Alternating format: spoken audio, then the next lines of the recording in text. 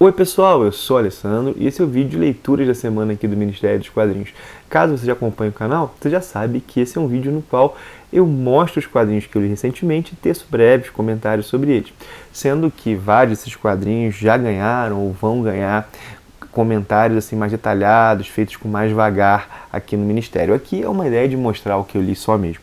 Mas vamos lá, ao aviso que eu dou no começo desse vídeo e no final de quase todos os outros, né? No começo desse vídeo de leituras da semana, no final de quase todos os outros, que é o link da Amazon, que eu deixo em todos os meus vídeos. Caso você vá fazer uma compra nessa loja, entrando por esse link, estuda demais aqui o Ministério dos Quadrinhos. O link fica na descrição de todos os vídeos, na descrição desse em especial, eu vou deixar além do link geral, para caso você queira entrar na loja e procurar o que você vai comprar lá, sei lá, um livro, um quadrinho, uma roupa, qualquer coisa, mas também vou deixar o link dos discriminados, né, de quadrinho por quadrinho comentado aqui, claro, dos que vendem na Amazon, né? Nem todos que eu vou comentar são vendidos nessa loja. Mas vamos lá, vamos ao que interessa, que são os quadrinhos lidos. O primeiro deles, né? Não, antes de falar do primeiro deles, o seguinte, né? Essa semana foram, assim, eu li menos, tem seis quadrinhos lidos. Só que assim, tem uma certa variedade. Tem Marvel, tem DC, tem Bonelli, tem Conan. Então assim, tem a variedade de número de páginas, até que foi um número de páginas legal. O que foi, assim, menor mesmo foi o número de títulos. Mas vamos lá, vamos começar com a Marvel, então vamos começar com esse aqui. A Ordem Negra, os Comandantes Guerreiros de Thanos. Esse é um quadrinho do qual eu esperava bastante. Eu gosto bastante desses personagens, desde que eles apareceram lá na saga Infinito, durante a fase do Jonathan Hickman à frente dos Vingadores. Eles são o secto do Thanos, né? O secto principal. São guerreiros bem poderosos, né? Tem o Corvus Glaive, a Próxima Meia-Noite, Estrela Negra, são vários Falso de Ébano, e também depois essa Ordem Negra teve por acréscimo a Cisne Negro, que é uma personagem que não fazia parte desse secto do Thanos, mas está unido a esse grupo, né, que estava morto, foi ressuscitado na história Vingadores Sem Rendição. Bom, li a história com boas expectativas e saí decepcionado, né? É uma história bem genérica, assim, os personagens não são tão bem desenvolvidos, são desenvolvidos de modo caricato, embora tenha algumas ideias legais sobre alguns deles. No geral, a história passa assim como aquela coisa, eu vou usar um termo que eu acho ruim, né? Que é esquecível, porque eu esqueço muita história boa, né? Então não é dos melhores, mas a galera deu para entender, né? Não é uma história marcante, os personagens pediam isso, né? Eu acho que se errou no tom, os personagens têm certa aura de mistério e isso não foi tão explorado. Era uma história de ação mais rasa assim, né? De todo modo, a galera que tiver aí curiosidade, dar uma lida, quiser comentar, também, ou já tiver lido, né? É uma coisa assim, a gente pode discordar de opinião, quem sabe a pessoa até não levanta pontos que eu não tenha reparado, mas eu acho que erraram no tom. Se essa fosse uma história de terror, talvez tivesse funcionado melhor. Bom, tá aí, né? A Ordem Negra. Vamos agora para um encadernado de super-herói também, mas dessa vez da DC, Detective Comics Volume 2. Bom, Detective Comics é a revista onde Batman surgiu, tradicionalíssima revista de super-heróis dos Estados Unidos. Então, normalmente, hoje em dia, estrelada pelo Batman, e ela está sendo publicada numa mensal aqui no Brasil durante o Renascimento, né? A mensal Detective Comics. O Batman tinha a revista Batman e a Detective Comics. A Detective Comics mensal foi cancelada e agora passou a sair encadernado. Isso coincidiu com o começo da fase Peter Tomás. Esse é o segundo encadernado dessa fase. Os dois encadernados podem ser lidos de maneira independente e trazem histórias completas. E aqui nós vemos o surgimento nos quadrinhos de um personagem que já apareceu nos games do Homem-Morcego, que é o Arkham Knight. A versão dos quadrinhos é bem diferente dos videogames e é bem interessante também, assim, eu achei bem legal, embora tenha, assim, do ponto de vista cronológico, acho que tenha sido mal amarrado, assim, mas o personagem tem esse Arkham Knight tem uma origem interessante, assim, uma relação única com os vilões do Asilo Arkham, assim. Curti, embora esse deslize cronológico tenha incomodado, e um pouco o plano do personagem também. Mas é uma história agradável, o Peter Tomasi dificilmente decepciona. E a Detective é uma boa pedida para quem quiser, tá? Às vezes não é um leitor recorrente do Batman, quer ler uma coisa fechadinha, tanto o primeiro quanto o segundo encadernado, de boa, tem essa proposta. Bom, vamos lá, né? Já falei da Marvel, agora vamos falar de uma coisa que não tem nada a ver nem com Marvel nem com DC. Vamos falar disso aqui, ó. O Fantasma em Busca da Cidade Perdida. Esse encadernado, lançado pela Mitos Editora, traz uma minissérie do Fantasma, uma história completa, que foi escrita pelo Peter David. Sim, o Peter David, aquele mesmo que a gente conhece das histórias do Hulk, também no criador do Homem-Aranha 2099, mais o que, né, uma bela fase do X-Factor, escreveu o Homem-Aranha. Peter David é muito conhecido. E aqui ele cria uma história que é muito próxima no seu tom das histórias que o Fantasma tinha escritas pelo seu próprio criador, pelo Lee Falk. É uma história que celebra esse personagem, o espírito que anda, o homem que nunca morre. Vários elementos definidores do Fantasma estão aqui presentes, os desenhos são do Sal Veluto. É uma história que pretende celebrar e homenagear o Fantasma.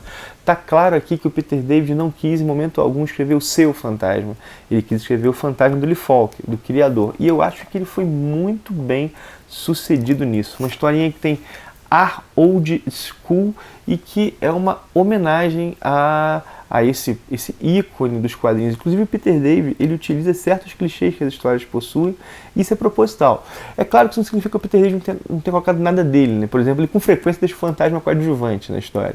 Mas assim, bacana, com esse ar old school, pra galera que curte essa proposta, é uma boa pedida.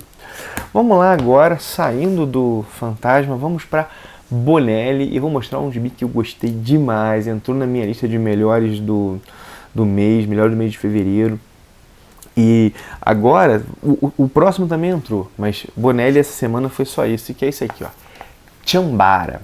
Chambara é um gênero, né? História de samurai. Pô, cara, e aqui tem duas histórias de samurai, escritas pelo Roberto Recchione, desenhadas pelo André Accardi. E, gente, os primeiros desenhos do André Accardi são ótimos, são muito bons, são muito bonitos. E, segundo, que o Recchione constrói roteiros bem interessantes. A primeira trabalha o tema da honra entre os samurais de um jeito muito bacana e com um final que eu achei bem surpreendente.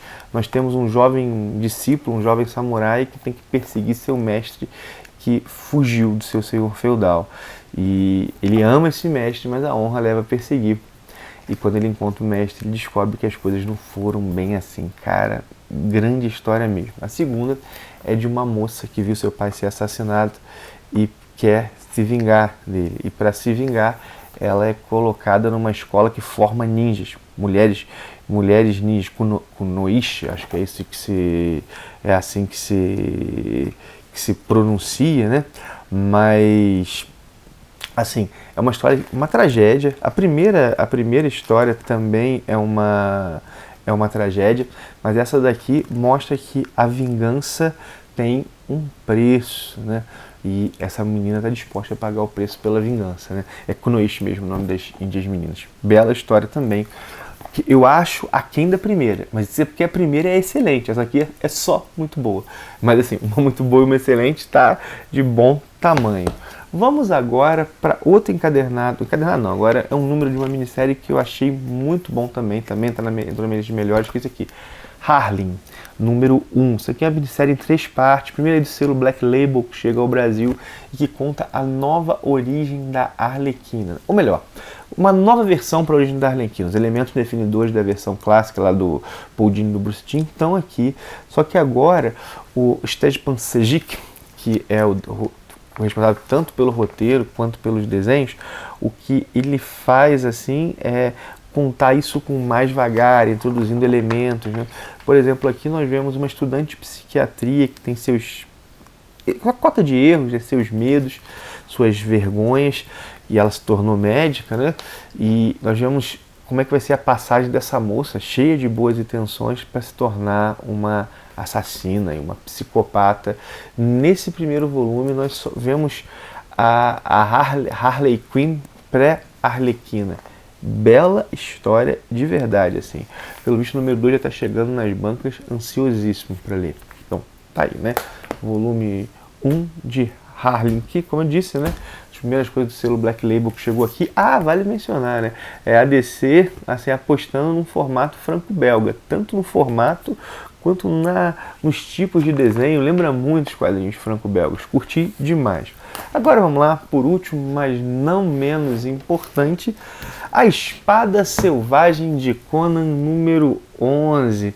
Esse aqui é o 11º volume dessa coleção que está publicando as histórias da clássica de Savage Sword of Conan, né? As histórias do Conan que saíram nessa revista, porque essa revista também publicava outros personagens. E aqui nós temos agora histórias que já não foram mais escritas pelo Robert Howard, criador do Conan, né? Porque o Robert Howard escreveu seus contos, né? E o Roy Thomas tinha esses contos como fonte de adaptação, e os contos acabaram. E aqui nós temos ou histórias escritas pelo Sprague de Camp, ou histórias escritas pelo Howard, terminadas por esse Sprague de Camp. E a primeira delas, essa Maldição do Monólito, é realmente muito boa. Inclusive eu tenho a impressão que ela ficou melhor em quadrinho do que no texto, porque ela é muito visual. É o Conan preso a um monólito de metal, né, de um ímã, né, e um bicho, né, ele quase não consegue se mover e um bicho terrível se arrasta para devorá-lo. Assim. A capa revela muito, né, uma história tensa. Né. Temos outras, uma que se passa no gelo, outra que se passa no deserto, o Conan chegando numa cidade onde o governante enlouqueceu e se acha Deus, e há diversas facções em jogo, assim, segue muito bem. O trabalho do Roy Thomas é muito bom. Embora dá para perceber que a matéria-prima que ele tem para adaptar agora é de um nível inferior a que ele tinha antes. Isso dá para perceber, pelo menos nesse encarnado aqui deu. A exceção da primeira história, que eu acho que ficou redondinha, cara. É aquela coisa assim, nem sei como é que isso é no conto, mas aqui essa Maldição do Monólito realmente ficou muito boa. Bom, tá aí. Foram essas as minhas leituras. Como eu disse, foram menos leituras, mas ainda assim bem variadas. Não esquece de colocar o que você leu, escreve aí nos comentários, não esquece também de curtir o vídeo, né? Dá o teu joinha se você gostou, de compartilhar se você acha que é legal, né? É isso que faz o canal crescer, o nosso conteúdo chegar a pessoas que se interessam por ele. Se você não é inscrito, se inscreve, seja bem-vindo. Tem vídeo sobre quadrinhos todos os dias por aqui. Para então, um abração e até o próximo vídeo.